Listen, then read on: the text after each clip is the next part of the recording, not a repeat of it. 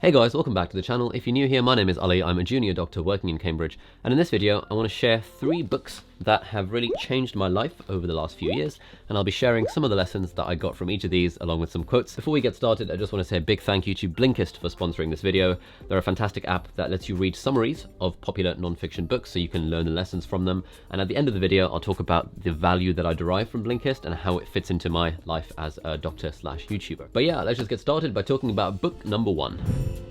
This is The 4-Hour Workweek by Tim Ferriss, subtitle Escape the 9-to-5, Live Anywhere and Join the New Rich. Essentially, this book is the author talking about his story, but also giving some tips about how you can, if you want to, you can quit your job and set up businesses with automated streams of income, and essentially creating a system whereby your businesses are generating you money without you having to physically do work for that. And then you're able to travel the world and live this sort of lifestyle that everyone thinks is just the exclusive domain of rich people. Like, for example, when I was growing up, I just had in my head this vague notion that, oh, one day it would be cool to be rich. And if I were to really examine that, I would have thought, oh, well, I guess because if you're rich, then you can like travel and stuff, and you don't have to work and stuff. And the idea that he talks about here is that actually a lot of this whole life of a rich person, i.e., you know, just the idea of being able to travel and live on a beach in Thailand, all this sort of stuff is available surprisingly cheaply. Like, for just a few $1,000s per month, you can live like a really, really, really rich person in places like Thailand and like Argentina and other cool places like that, rather than, you know, do this whole thing that we all get trained to do, i.e. work really hard, go to a good university, get a fantastic job, work super, super, super hard, and then make loads of money so that when you retire, then you can be happy. Rather than doing that, instead it's more about, you know, why are we working to retire when we're in our 60s and we've got osteoarthritis in both our knees? Instead, why don't we take those 20 years of retirement and spread them out throughout our life? So he suggests that we all try this thing of mini retirements, where each year you take a few months off and you go traveling while running your business remotely from your laptop or whatever. Which sounds all scammy and stuff, but if you have even a passing interest in entrepreneurship or setting up your own business, or if the idea of being able to travel the world while your businesses generate money while you sleep, if that seems even remotely intriguing to you, then you should definitely read this book. To be honest, you probably read it already, but the impact it's really had on me is that this has been the book that has pretty much single-handedly allowed me to set up my business. So I set up a company while I was in medical school 6 years ago. 2013, that was, yeah, 6 years ago now. And we run courses for medical school applicants, and then made like an online question bank and some online courses and all this stuff. And that company's been doing really well. It's done 6 figures in revenue pretty much every year since it started, with 5-figure corporation tax bills. Thank you, Her Majesty's Revenue and Customs. And I was able to run that company alongside studying medicine at Cambridge and doing reasonably well in my exams because of the stuff that I learned in this book. So all the productivity tips and tricks, things like outsourcing to remote workers, that was a big reason as to why some of our question banks were really successful. A big reason as to why my own mental health wasn't completely destroyed by, you know, the challenge of running a company alongside being a medical student. So this was all the stuff that I learned from this book. I'll stop waffling on about it, but yeah, any interest at all in entrepreneurship or anything like that, definitely give this a read and check out his podcast, The Tim Ferriss Show. It's absolutely wonderful. So yeah, let's move on to book number 2.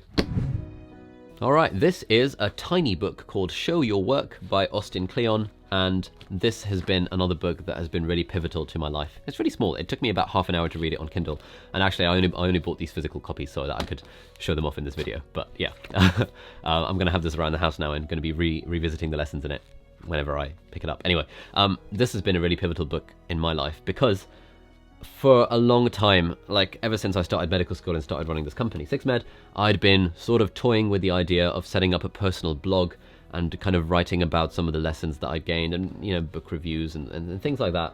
And I'd never been able to get over the fear of personal, like self-promotion, that, you know, it's people are going to judge me, people are going to think I'm an arrogant, narcissistic twat for having the audacity to have a blog, you know, with my domain, like aliabdaal.com. I mean, who's got their own name as a domain name unless you're like super rich and super famous, blah, blah, blah. I used to have all these negative thoughts about this whole stuff. And then in January 2016, I read Show Your Work by Kleon, and that completely changed the game for me. It made me realize that actually, even if you're not an expert in anything, just the fact that you have done anything at all means that you can then write about that experience, and there will be people somewhere in the world who will find that helpful. So for example, setting up a company in med school, like, you know, it's not a very common thing, and it's the sort of thing a lot of people would be interested in. Therefore, if I just write about it and I can share the lessons that I've learned and just kind of help people. And that's the main idea that this book says, is that by sharing your work with the world, you are working towards helping people, and that is going to be an inherent good. So after reading this, I started my own blog. I started writing a few posts that year, And I think if it hadn't been for this book, I wouldn't have even set up this YouTube channel, because starting that blog was the small step that made me comfortable with the idea of putting myself out there. And, you know, I've had so many messages from people asking advice for starting a YouTube channel, and, oh, how do you get over the fear? And there really isn't a way to get over the fear, but I think, you know, taking small steps, reading this book, lets you see that actually there isn't really much to be afraid of, and sharing yourself and your work with the world is only really going to be a good thing if the message that you're sharing is positive. So yeah, I've now had in the realm of like over 2,000 messages and comments from people all around the world who've been inspired or have been, you know, have learned something from the content that I've put out, from the work that I've shown. And I think if it weren't for this book that I read 3 years ago, none of this would have happened. So thank you, Austin Kleon, for encouraging me to become more okay with the idea of putting myself out there. If this is something that you've ever thought about, if you have something to say, if you think you might have something to say, if you like the idea of maybe writing stuff and sharing it with the world, even if you don't, if you're any kind of, like, if you make any kind of content at all, if you're an artist, if you're a painter, if you're a writer, anything like that, you'll just really benefit from reading this book, because it takes like half an hour to read. There's no time at all. You can buy it on Amazon. I'll stick a link in the description below, and you'll love it. It'll change your life like it did mine, I hope. And last but obviously not least is Anything You Want. This, again, really tiny book by Derek Sivers that takes like half an hour to read as well. 40 lessons for a new kind of entrepreneur. And yeah, it's got the word entrepreneur in the title, but even if you're not an entrepreneur, I think you can still gain a lot from this book. Pretty much everyone should read this book, because it's a lot of lessons for life, not just for entrepreneurship. Anyway, this had an enormous impact on me as well, and I can honestly say that this really changed my life. Derek Sivers is a guy, he set up a company called CT Baby many years ago, grew it to like an 80-man operation with millions and millions in revenue, then sold it for like $20 million, and, you know, gave that money to like this charitable trust for musical education, stuff like that. Anyway, in this book, he talks about his story of how he got started with the company, but also a very counterintuitive approach to business and also to life, i.e., not chasing growth all the time, and actually just trying to make something that you enjoy running and you enjoy the process of, and that you're having fun and that you're helping people.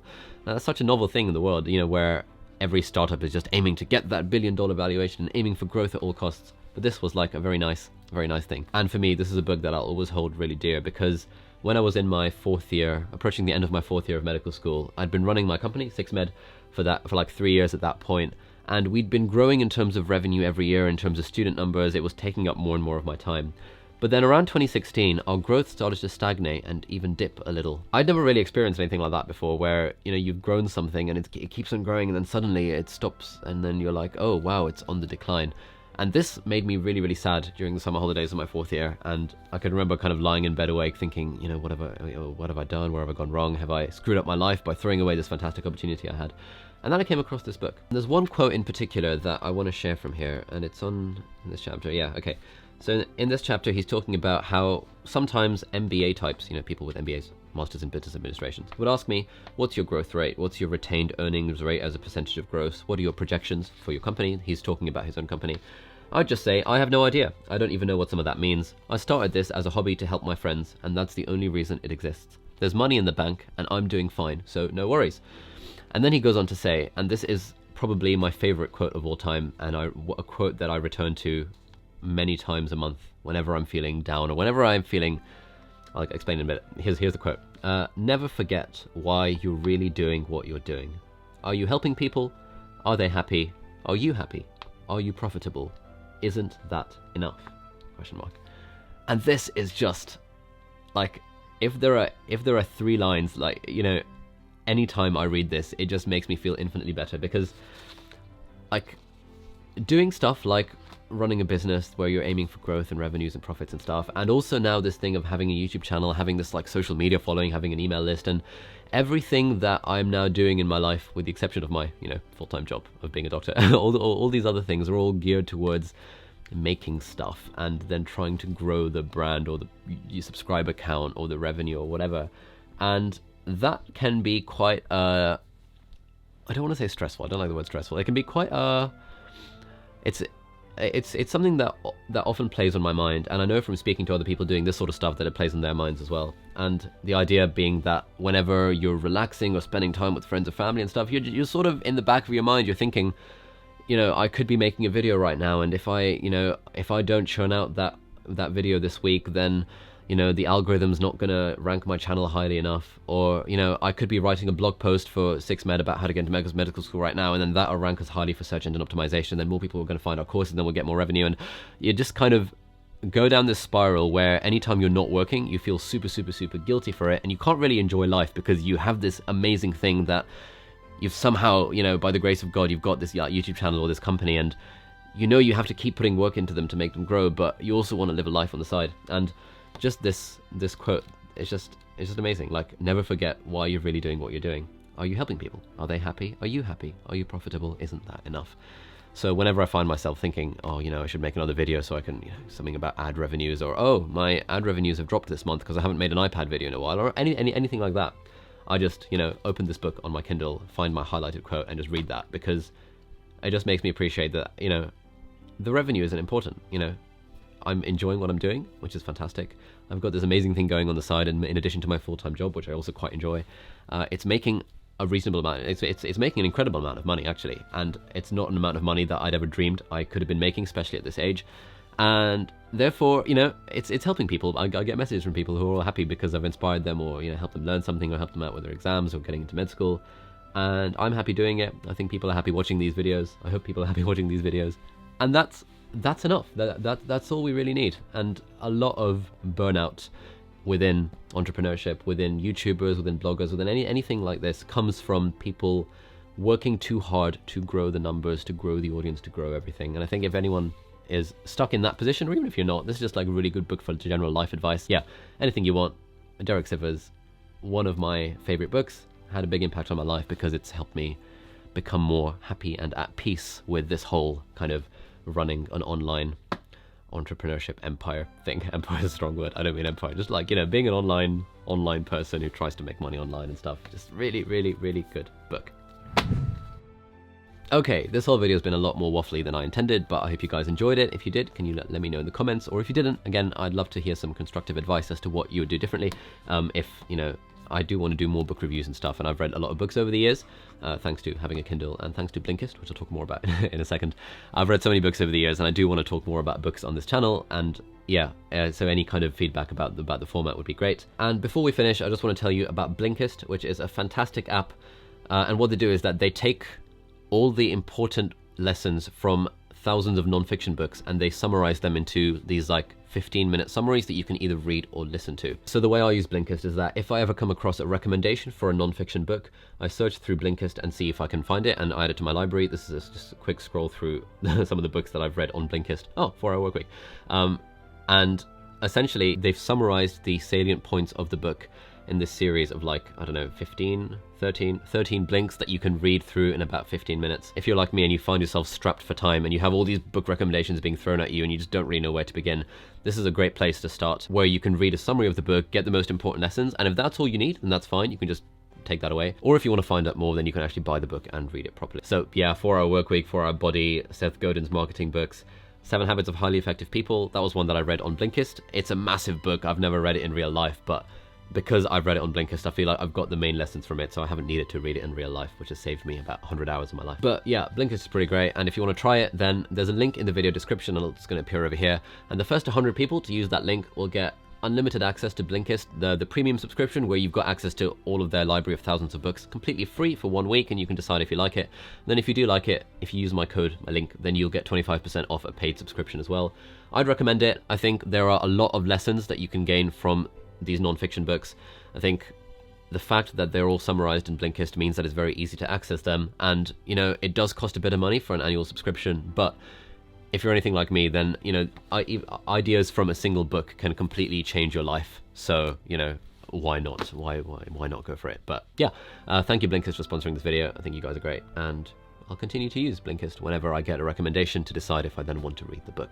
So yeah, that brings us to the end of this video. Thank you so much for watching. This has been the first time I've tried doing like a book thing on the channel, but as I said, let me know if you have any comments. I'd love to hear from you. Thanks for watching. If you liked the video, please give it a thumbs up. If you haven't subscribed to the channel, then please consider doing so. Have a lovely day, and I'll see you in the next video. Goodbye.